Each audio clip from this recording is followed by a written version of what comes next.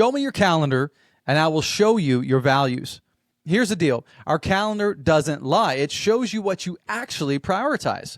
We may have the best intentions, but it's our actions that actually matter, right? So what does your calendar say about what you care about the most? Because here's the thing. For every yes you give, you're saying no to something else. And the scary part is most men don't even know what they're trading. So on today's episode of the Dad Nation Drop Zone, we are going to teach you a simple framework that will help you reclaim your time and start giving it to what matters most in your life. Let's get into it.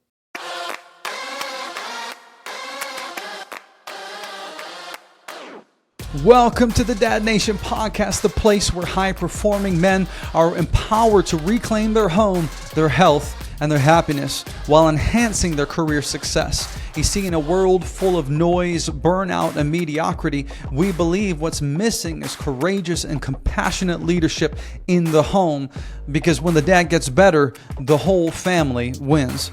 You see, this isn't just a podcast. It's a movement of men who refuse to settle for less in our families, our focus, and our future. We are curse breakers and we are legacy makers. And I'm your host, Mitchell Osmond, and I'm honored that you have chosen to invest your most valuable asset, which is your time with me today. Now let's get into it. All right. Welcome back to the Drop Zone. Gentlemen, this is where we cut through the noise and get real tactical and practical. What it actually takes to be the kind of man your husband respects, your kids desire, or your what it actually takes to become the kind of man that your wife respects, your kids admire, and that your future self thanks. Because if you listen to last week's episode, it's huge. What would your future self do today? And we're going to get into a little bit of that today. But we're going to dive into a word that most men hate to use, but desperately need to master. And this is the word no, right? Because the truth is your calendar is not just a tool, it's a mirror. And that calendar, that mirror, reflects every yes you've given and every no you didn't. All right. So what's the first point we're going to talk about today? Is that most men keep saying yes. We are chronic people pleasers. I know I was, right? And this is what happens. We say yes way too much. We say yes to meetings. We say yes to notifications. We say yes to favors. We say yes to distractions. But let's camp on distractions for a moment. Because research says that the average person checks their phone 344 times a day. And that equals every 4 minutes. And there was a study done by Harvard that found that 62% of managers admit that they spend most of their time on low-value tasks. Now, here's the thing. It's not because we don't care. It's because we're usually afraid to say no. We're afraid of disappointing people. We're afraid of missing out. We got FOMO, or we're afraid of being judged. It could be anything. And Chris, Michael, I know you've heard me say this before in our own private coaching sessions. So let's talk about this real quick. Michael, why don't you jump in first? Let me throw this at you. Have you ever caught yourself saying yes, not because it was the right thing to do, but because you didn't necessarily want to disappoint someone? Absolutely. Can you tell us a little bit about it? Yeah, I mean, multiple times with just a bunch of buddies, right? Like, hey, let's go grab a beer or watch a game. And you want to fit in and having a reputation of being a fun party guy, I had a tough time switching that off to saying no. But for sure, I've said yes tons of times just to not disappoint somebody. Yeah, I remember us talking about that in our sessions, man.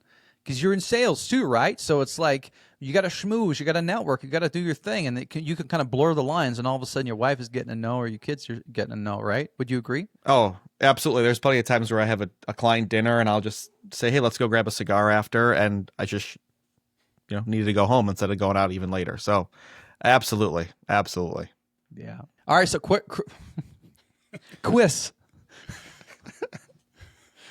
All right, Chris, so let's turn it over to you, man. What's one area in your life where saying yes too much led to burnout or regret?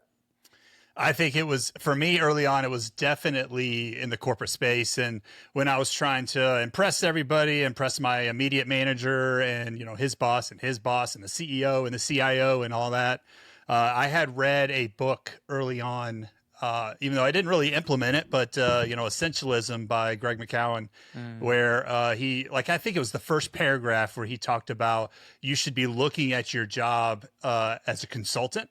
And so therefore, if they're not going to pay you for unnecessary stuff, why are you even doing it?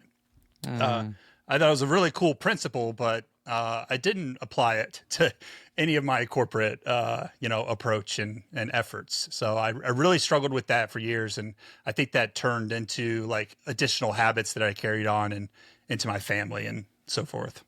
Mm-hmm.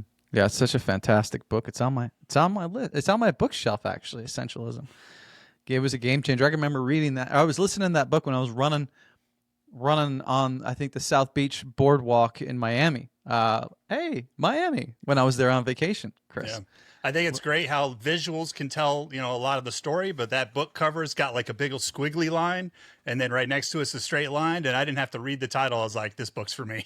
100%. Yeah. This is what my brain is, and this is what I want it to be. Yeah.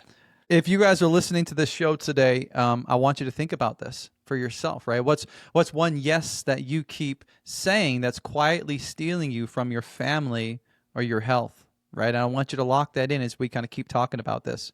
Because the second point here is what we've been flirting with a little bit here, is that idea that every yes is a trade, right? And James Clear said this wasn't me. He said, when you say yes to something, you're saying no to something else. And that's a powerful concept, because here's the thing. When you say yes to another hour of scrolling, that's a no to your workout. When you say yes to someone else's urgency, that's a no to a bedtime story with your kids, right? Stanford research found that cluttered calendars can drain up to 40% of your brain power. Another thing they pulled out of this study was that professionals waste, on average, about 21.8 hours per week on what they would define as low-value activities. Now, that's almost 3 work days a week gone. Now, what's crazy is I nerded out on this a little bit, so I did some calculations. That equals 141 full work days.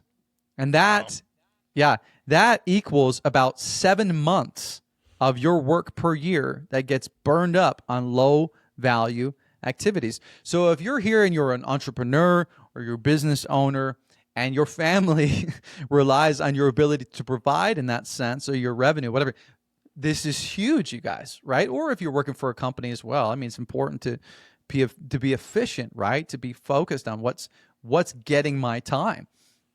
And here's another thing I want you to remember. This is key, right? Saying no isn't selfish. Saying no is strategic. And this is what I would say high performers understand and that they live by. That your no is actually more important in some senses than your yes, right? Which we're going to get into in a little bit. But let's have a little conversation, a little discussion around that, Michael.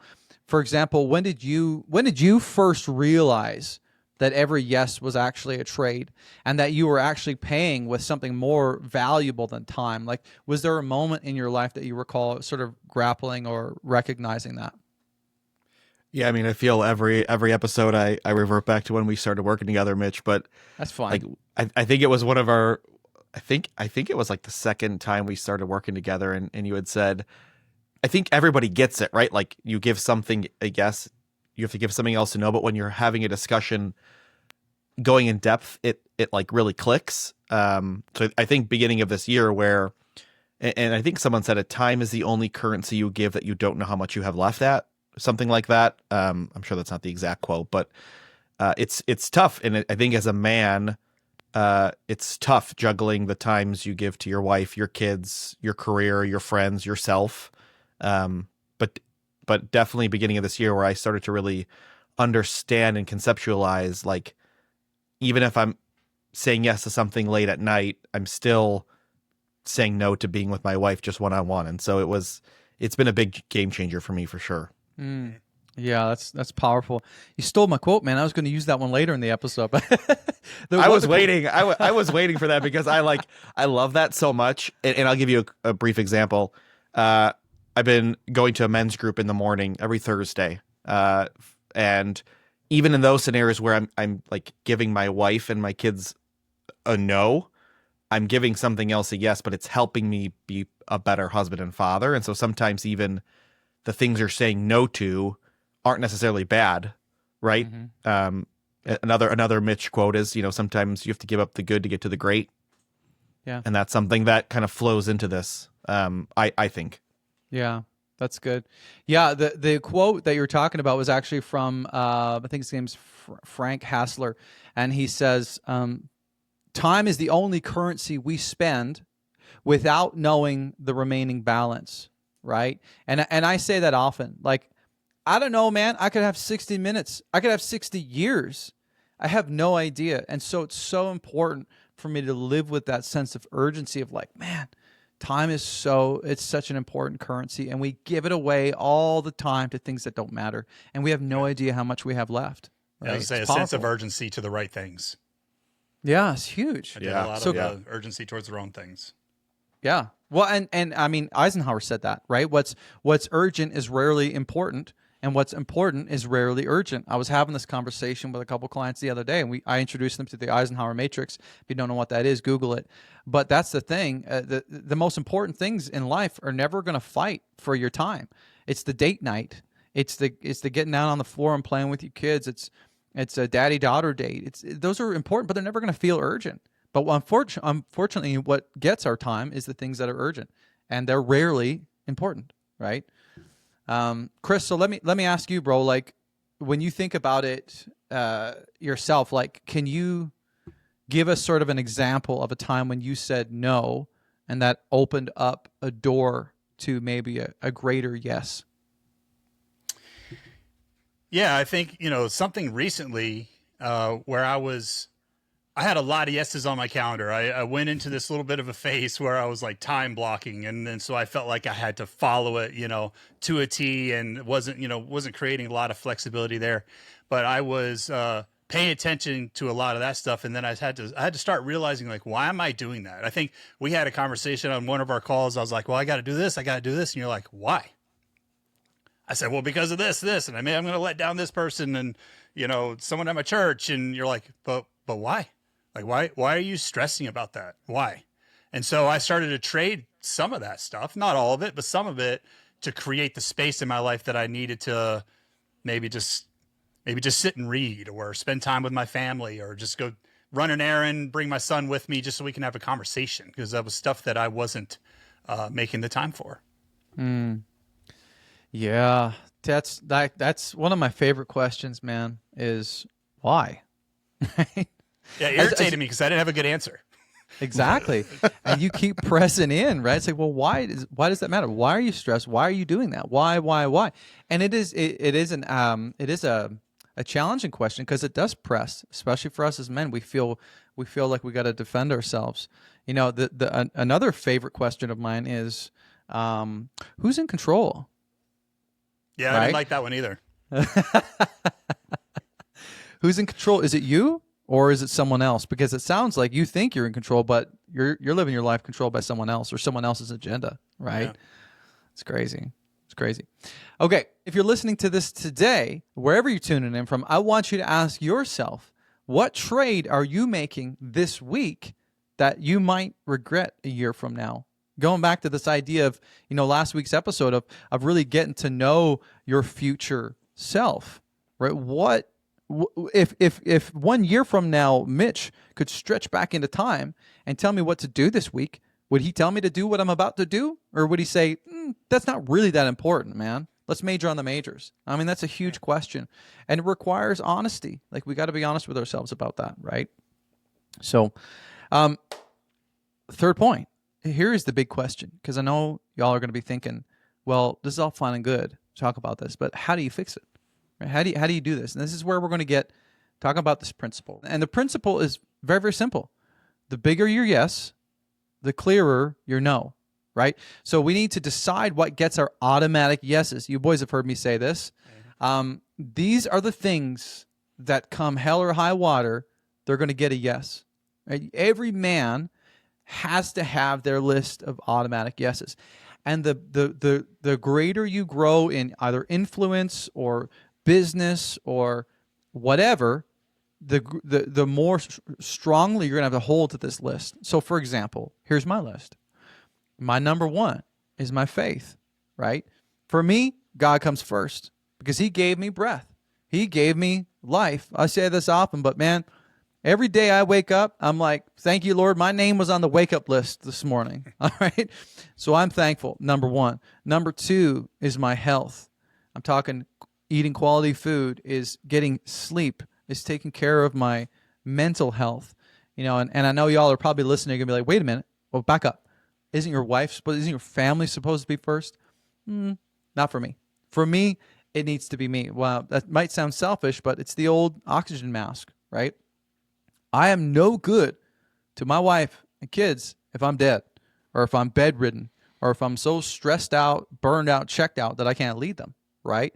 So faith, my health, then it's my wife, and then it's my son. Now, they need to get my best, not my leftovers. And I know you're probably hearing me say that. Well, wait a minute. Aren't your kids supposed to come first? This doesn't make me popular in saying this. I get in trouble all the time. But no, my wife comes before my children. And people ask me this, what do you want your son to know? And I'll often say, I want him to know that he's number two. Right?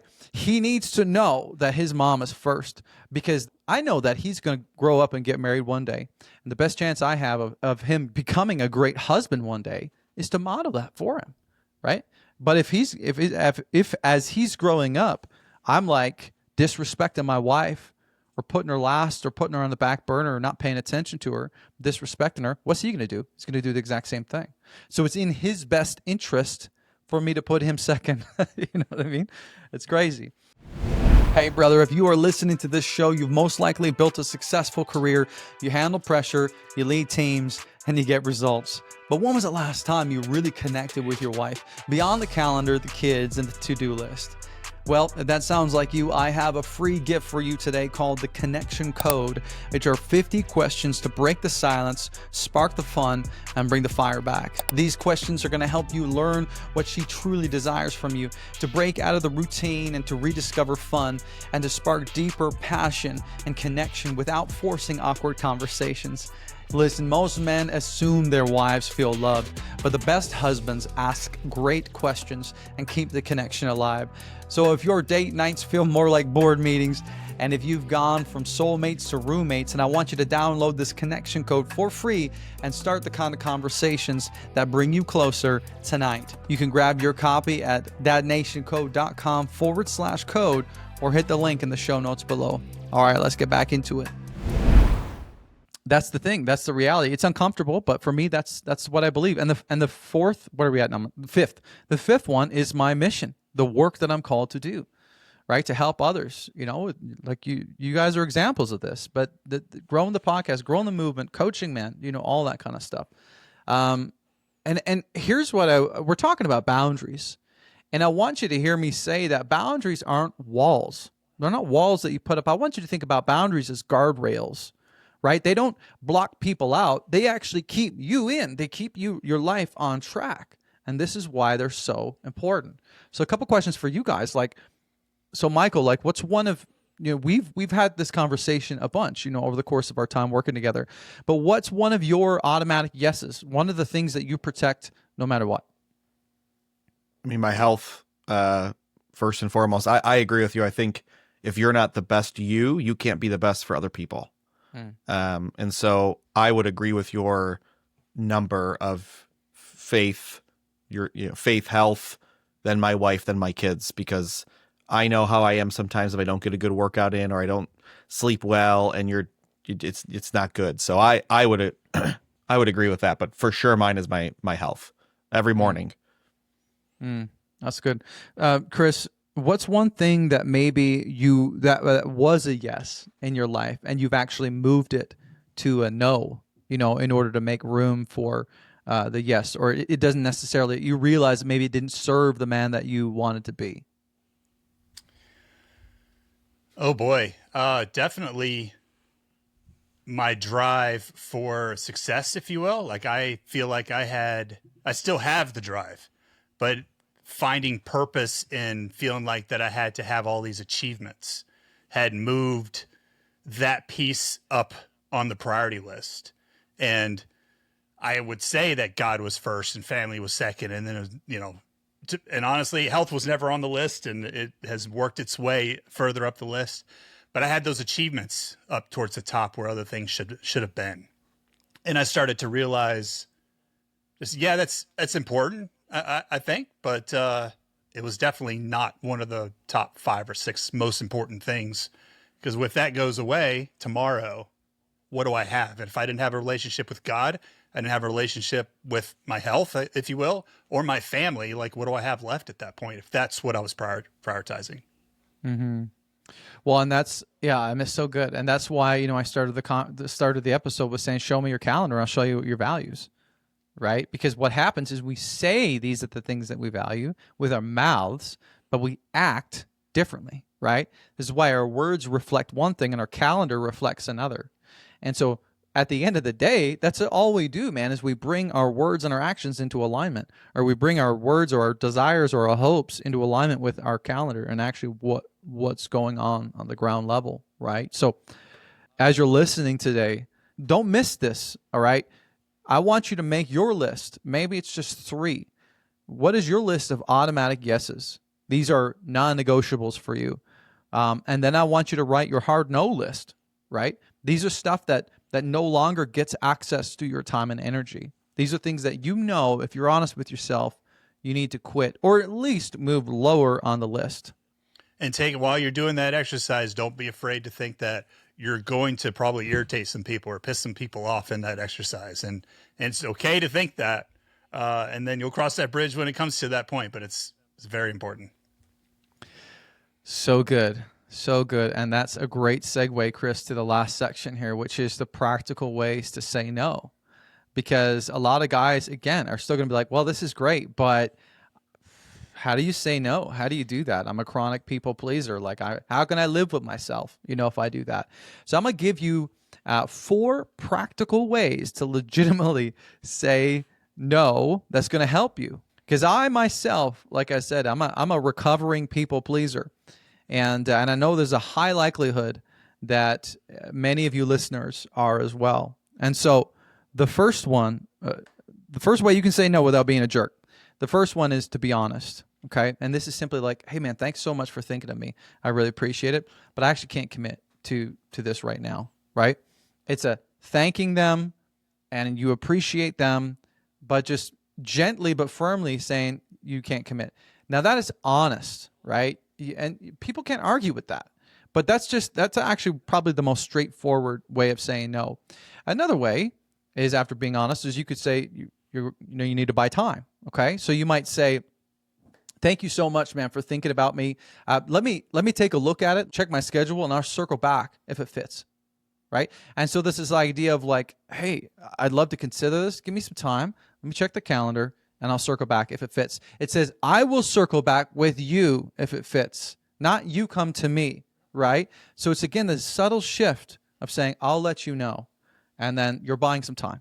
Number 3 is to offer an alternative. What you could do here is say something like, man, I love this idea, or I'd love to help you with this, but I actually can't help you directly. I'm actually maybe not even the best person, but here's someone who can.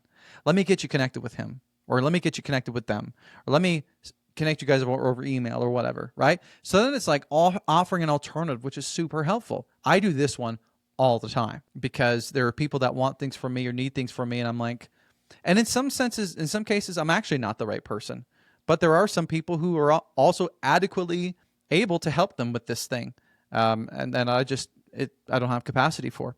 The fourth one is to protect your peace. This one's a little bit more direct as well, but just saying something, hey man, I'd love to do this, but I'm actually fully committed this week, and I need to focus on what I have going on. But I think in any situation, whether it's being honest, buying time, offering an alternative, or protecting your peace, any of these 4, they ought to come with a, hey, thank you, for thinking of me, or I'd love to help you. I appreciate you reaching out, and then, the response.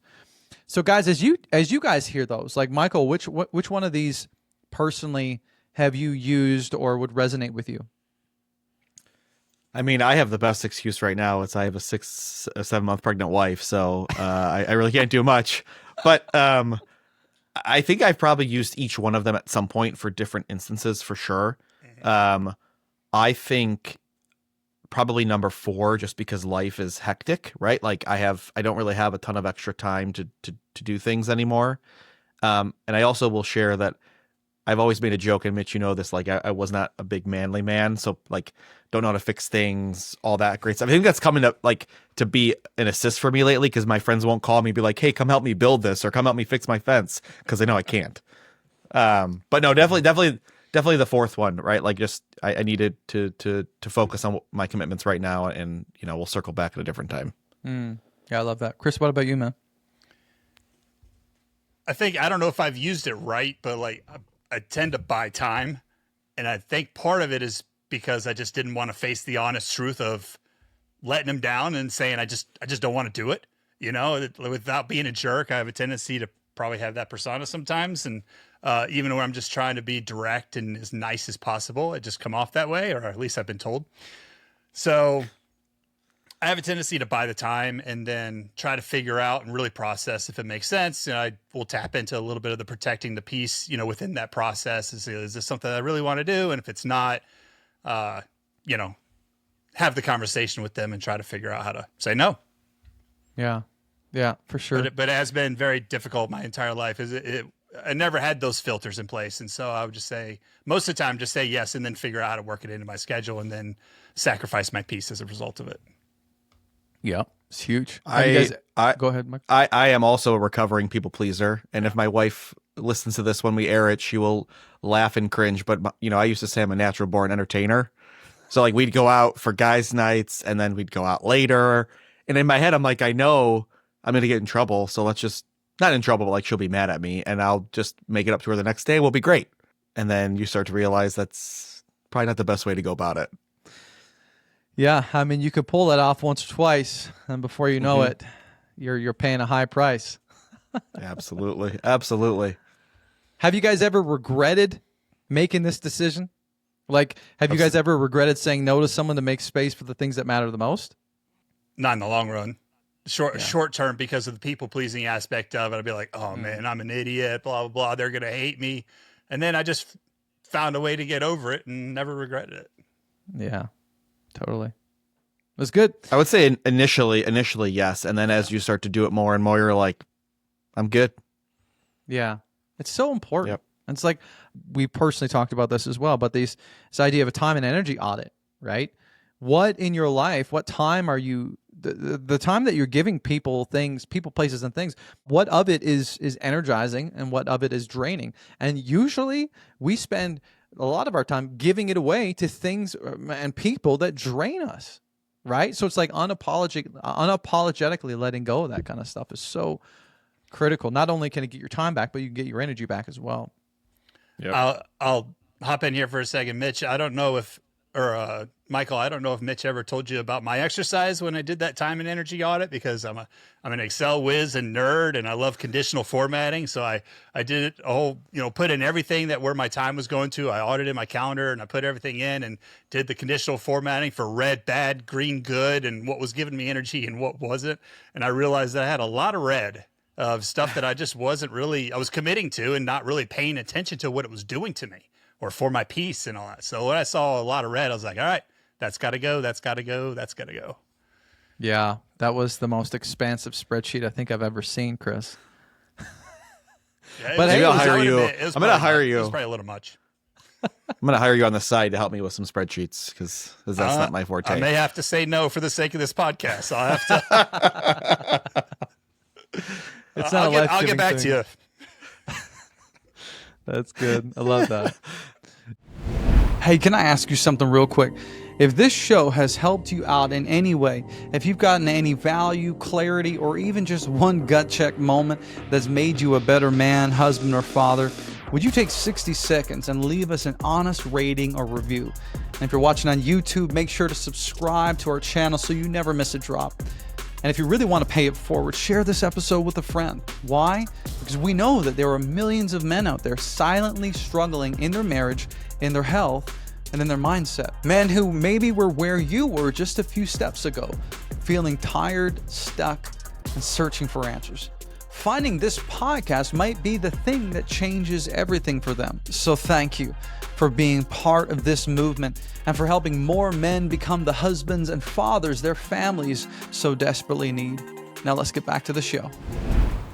Yeah, it was good. And honestly, for me, I think, this time and energy audit is something I do with all my clients, but it was something visual about the way you did that. I'm like, holy cow, when you put it that way, it's crazy. When you see all that red, you're like, oh, I'm doing a lot of things that are draining me. Right. Mm-hmm. And don't apologize about that, man. You're wired the way you are for a reason. And let's focus. Let's major on the majors. Right. Mm-hmm. Which is a great segue. You mentioned essentialism. Greg McKeown, he wrote that book, Essentialism, and one of my favorite quotes from him is, "If you don't prioritize your life, someone else will."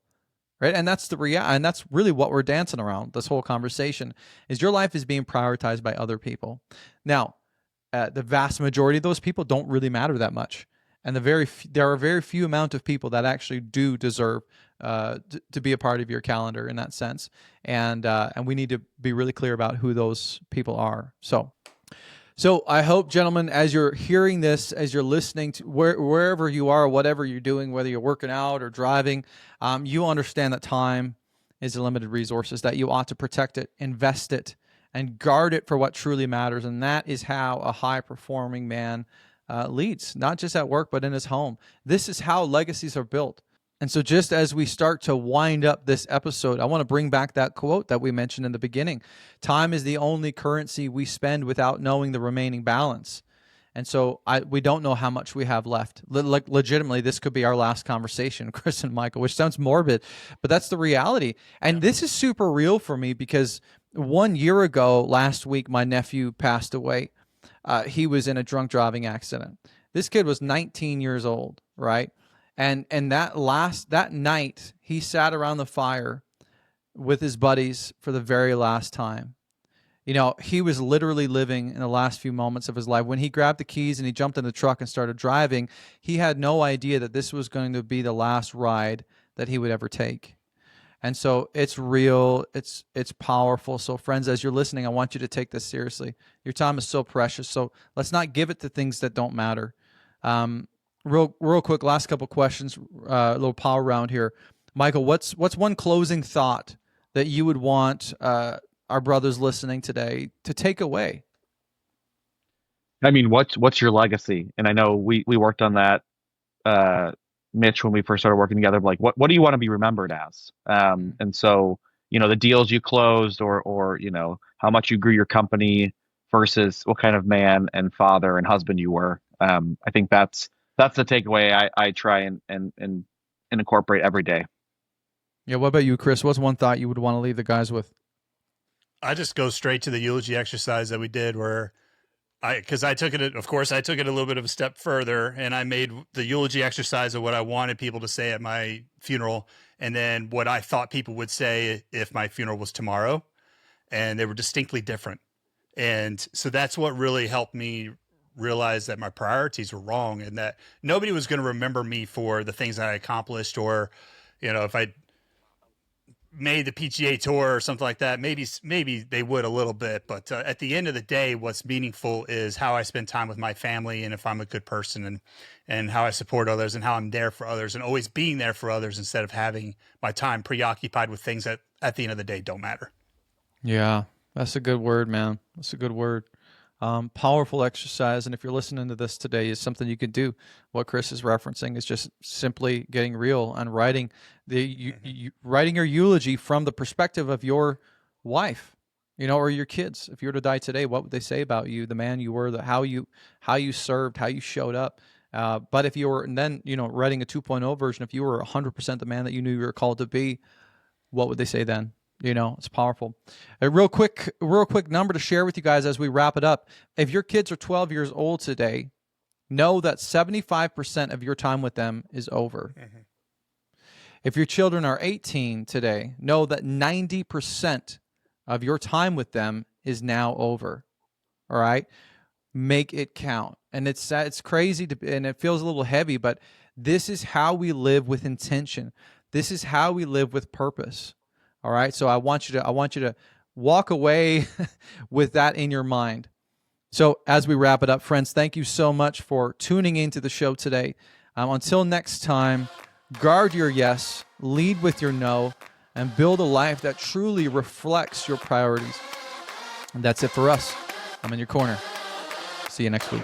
Thank you for tuning into the Dad Nation podcast today. Listen, if today's conversation challenged you, if it encouraged you or helped you level up in any area of your life, would you do me a favor? Take 60 seconds to rate and review the show on whatever platform you're listening on. This helps us reach more men who need to hear this message.